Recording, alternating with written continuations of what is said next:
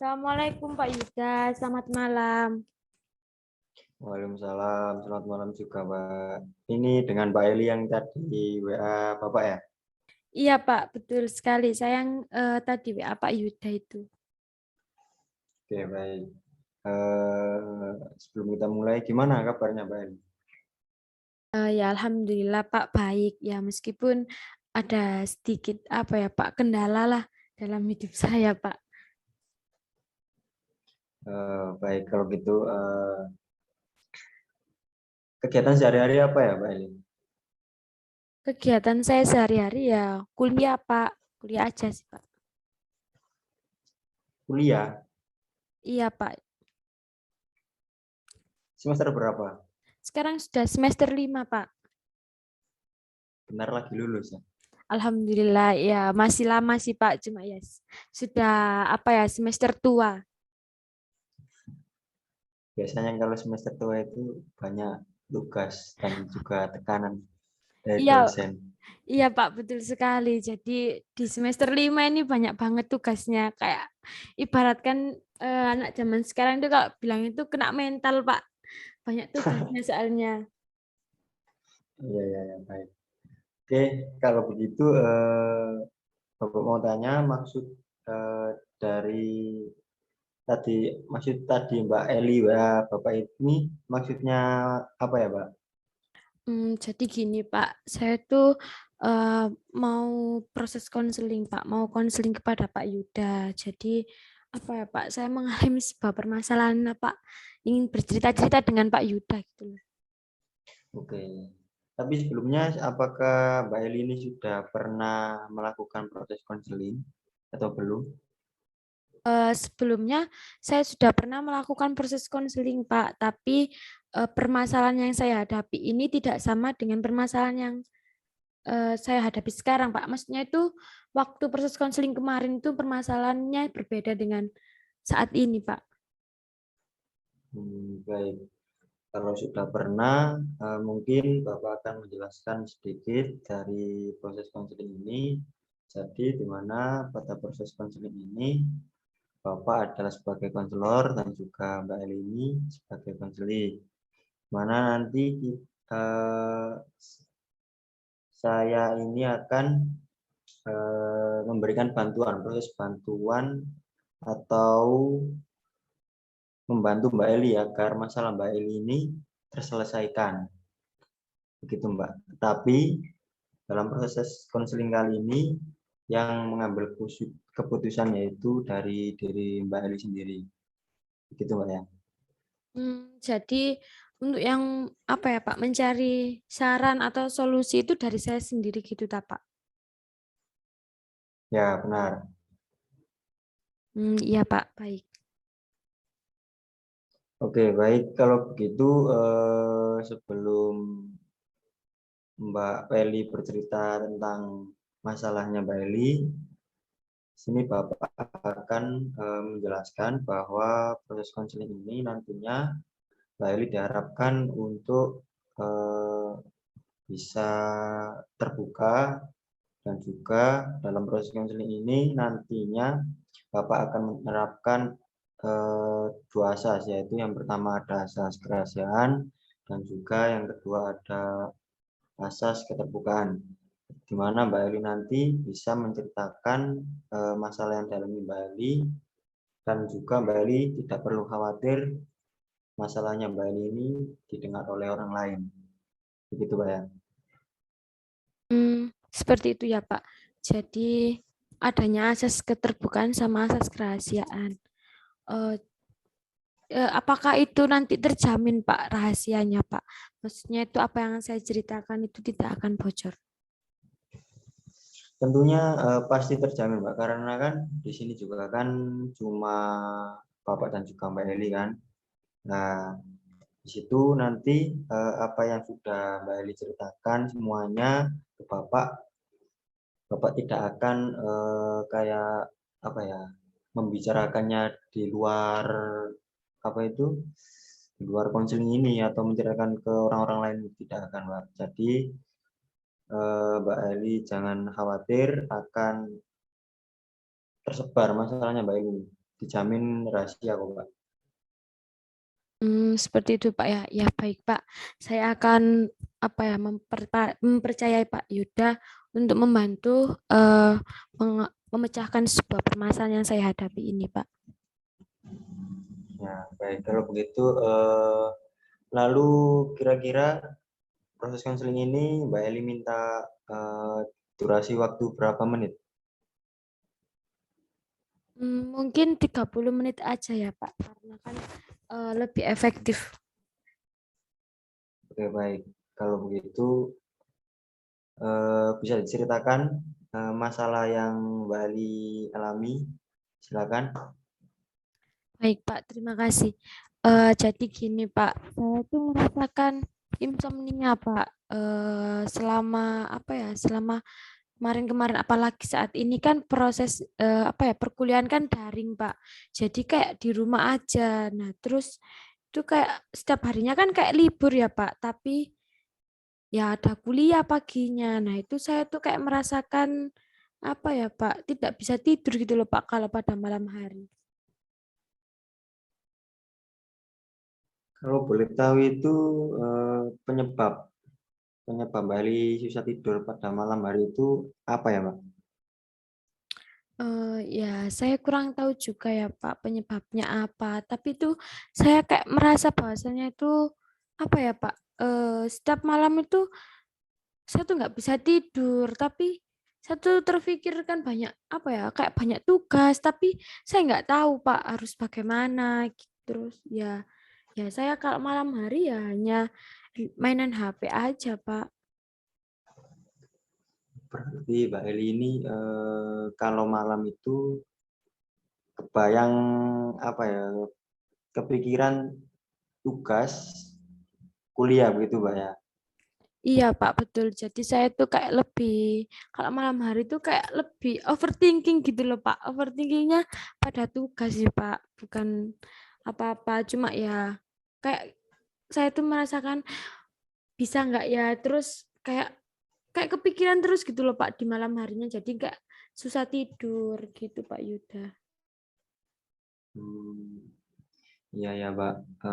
Lalu apa ada sebab lain dari apa yang sudah Mbak ceritakan tadi? Mungkin apa itu masalah di luar perkuliahan atau gimana? Kayaknya sih nggak ada sih Pak, karena ya ya selama ini yang membuat saya takut itu ya tadi Pak, kalau di malam hari saya tuh kayak kepikiran apa ya tugas-tugas, tapi saya kayak adanya rasa males untuk mengerjakan gitu loh Pak. Nah itu kayak saya tuh waktu malam hari tuh merasakan insomnia tadi, susah tidur, kayak lebih overthinking. Nah di sini tuh kayak saya tuh takut gitu loh Pak, kalau pagi harinya itu kan ada kuliah. Nah, takutnya nanti kalau pagi kuliah itu saya nggak bisa bangun gitu, Pak. Karena ya kemarin 2 hari kemarin tuh saya merasakan seperti itu. Saya tidurnya malam 1:30, terus bangunnya itu apa ya, Pak? Kayak tergesa-gesa gitu loh kalau ketika ada kuliah. Apa mungkin bisa jadi Mbak Eli ini mungkin ya kebanyakan tugas, saking menumpuknya tugas kan Mbak Eli kan. Jadi Mbak Eli ini merasa cemas, saya ini harus gimana, lalu tugas kan sudah mepet deadline gitu Pak. Jadi kan Mbak Eli ini merasa kayak takut gimana gitu Pak ya. Iya, Pak Yuda, betul sekali yang dikatakan oleh Bapak. Jadi saya tuh kayak lebih berpikir gitu loh, deadline sudah mau dekat, tapi saya tuh kayak nggak ngapa-ngapain, tapi kayak kepikiran terus gitu loh, Pak. Dan ya ada rasa malas yang timbul dalam diri saya sih, Pak. Tapi saya juga menyadari bahwa itu semua ada. Nah, di sini ya gimana ya, Pak? Saya bingung untuk mengatur jadwal saya untuk tidur tadi. Nah, kok saya sekarang itu kayak lebih sulit tidur gitu loh, Pak. Lalu sejak kapan Mbak Eli ini merasa insomnia? Sejak semester 5 ini sih, Pak. Ya, pertengahan sebelum mendekati UTS ini, Pak, saya kayak merasakan insomnia. Apalagi kan saat ini UTS kan Pak, dengan proyek ya, bukan lagi kayak pengisian, mungkin seperti pembuatan video, pembuatan artikel. Nah, itu kayak ya itu kan sebuah tugas yang berat ya, Pak. Tapi saya tuh kayak merasakan ya mengerjakan, tapi ya Pak, setengah-setengah gitu loh. Jadi kayak lebih kadang saya tuh kayak merasa nggak nggak ada apa-apa, tapi tugas saya tuh banyak gitu loh, Pak. Nah, ketika di malam hari itu saya merasakan insomnia, tapi saya mempunyai rasa malas untuk membuka laptop saya untuk mengerjakan tugas, Pak. Oke, baik. Jadi Bapak bisa mengerti masalah dari Mbak Eli. Bapak akan menerapkan satu teknik Mbak Eli untuk mengatasi kecemasan yang dialami Mbak Eli, yaitu teknik relaksasi. Apakah sudah pernah dengar apa itu teknik relaksasi, Pak? Kurang tahu, Pak. Cuma ya kayak pernah dengar aja sih, Pak. Oke, baik. Jadi saya akan menjelaskan sedikit bahwa teknik relaksasi ini nantinya apa yang Bapak omongkan atau instruksikan kepada Mbak Eli eh, bisa dilakukan dan juga apa itu ya, hanya fokus ke omongan Bapak saja. Jadi di luar omongan Bapak jangan dihiraukan. Gitu Pak ya. Seperti itu, Pak. Iya, Pak. Baik, saya akan mendengarkan apa yang Bapak omongkan. Oke. Baik, kalau begitu bisa dimulai, Pak. Bisa, Pak. Oke, sebelum kita mulai, Mbak Eli bisa mengambil posisi dengan nyaman dan juga rileks. Sudah, Pak? Sudah, Pak. Oke. Dalam hitungan ketiga, Mbak Eli bisa memejamkan mata. 1, 2, 3. Oke, baik. Buat diri Mbak Eli nyaman, rileks. Dalam hitungan ketiga, Mbak Eli tambah nyaman, rileks. 1, 2, 3. Apa yang Bapak omongkan, lakukan, dan jika dengar omongan orang lain atau suara lain, hiraukan. Tarik nafas dalam-dalam, keluarkan perlahan. Tarik nafas lagi dalam-dalam, keluarkan perlahan. Bayangkan Mbak Eli sedang berada di taman. Di taman itu banyak sekali bunga-bunga yang sangat indah sekali. Terus bayangkan Mbak Eli berjalan di lingkungan taman tersebut dengan santai, tenang. Terus bayangkan tidak lama kemudian Mbak Eli merasakan capek karena sudah lama berjalan di taman tersebut. Mbak Eli melihat ada tempat duduk. Di situ Mbak Eli duduk dengan nyaman. Mbak Eli duduk dengan rileks. Sambil Mbak Eli duduk melihat bunga-bunga yang indah sekali di taman tersebut. Dalam hitungan ketiga, Mbak Eli bisa tarik nafas 1, 2, 3. Tarik nafas, keluarkan perlahan. Tarik nafas, keluarkan perlahan. Tidak lama kemudian, di sini Mbak Eli merasakan tangan sebelah kanan ini sangat sakit, agak kram. Di situ Mbak Eli bisa mengulurkan tangan ke depan, lalu genggam yang sangat kuat. Bayangkan pada saat Mbak Eli ini menggenggam tangan dengan kuat ini, rasa khawatir, rasa kurang percaya diri, dan juga rasa overthinking yang Mbak Eli rasakan ini terkumpul di tangan Mbak Eli. Terus rasakan terus, tambah kuat, dan dalam hitungan ketiga, 1, 2, 3, Mbak Eli bisa membuka tangan perlahan. Ketika saat Mbak Eli membuka tangan, rasakan bahwa apa yang sudah Mbak Eli rasakan pada saat perkuliahan itu perlahan menghilang. 1, 2, 3. Buka perlahan tangan, rasakan bahwa rasa kecemasan Mbak Eli yang ada pada diri Mbak Eli itu perlahan menghilang. Terus rasakan,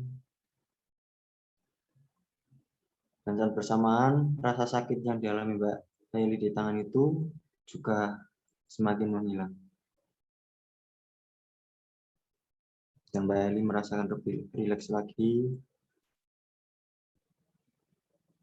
Dalam hitungan ketiga, Mbak Eli tarik nafas, 1, 2, 3. Tarik nafas, keluarkan perlahan. Tarik nafas, keluarkan perlahan. Dalam hitungan ketiga, Mbak Eli bisa membuka matanya perlahan. 1, 2, 3.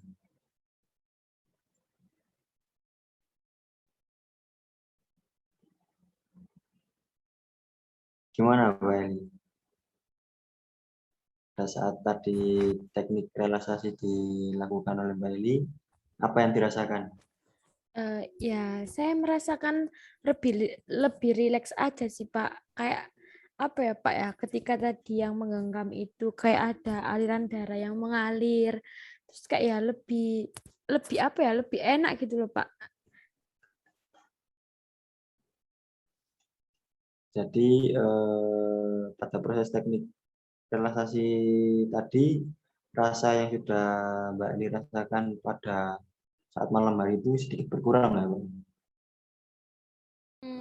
Iya Pak, mungkin apa ya? Kayak lebih lebih nggak cemas gitu loh Pak. Kayak mungkin bisa mengurangi rasa insomnia saya Pak.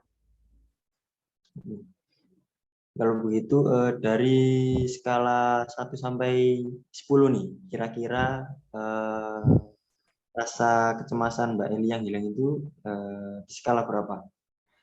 Mungkin saat ini masih di skala 4 ya Pak, kan karena saya belum tahu nanti apa ya ketika tidur apakah saya sudah bisa tidur lebih awal atau masih tetap insomnia kan belum tahu Pak. Mungkin tapi ketika saya sudah melakukan relaksasi ini saya tuh kayak merasa lebih rileks, lebih tenang, kayak kecemasan yang saya hadapi ini kayak sedikit hilang gitu Pak. Oke, baik. Kalau begitu apa itu proses konseling ini tidak berhenti di sini saja Mbak Eli ya. Jadi kita laksanakan secara bertahap. Jadi pada saat konseling pertama ini, dan juga nanti kalau Mbak Eli ada waktu kosong atau libur, Mbak Eli bisa kabarin Bapak lewat WA lagi. Kita melaksanakan proses konseling kembali, Mbak. Begitu, Mbak ya. Jadi proses konseling ini tidak hanya satu kali pertemuan ya Pak? Ya, tidak. Jadi nantinya bertahap gitu, Mbak. Sampai Mbak Eli ini benar-benar apa yang dirasakan Mbak Eli ini hilang gitu. Jadi Mbak Eli tidak lagi insomnia pada malam hari. Begitu, Mbak. Ya Pak, baik Pak. Nanti saya akan berkonsisten untuk melakukan proses konseling ini hingga selesai Pak. Oke, baik. Saya kira konseling pada malam hari ini Bapak anggap cukup. Besok kalau Mbak Eli libur atau ada waktu bisa kabarin Bapak kembali. Begitu, Mbak Eli. Ya Pak, baik. Nanti kalau ada waktu luang saya akan menghubungi Pak Yuda lagi. Kalau begitu, Bapak akhiri. Assalamualaikum warahmatullahi wabarakatuh. Waalaikumsalam warahmatullahi wabarakatuh. Terima kasih Pak Yuda.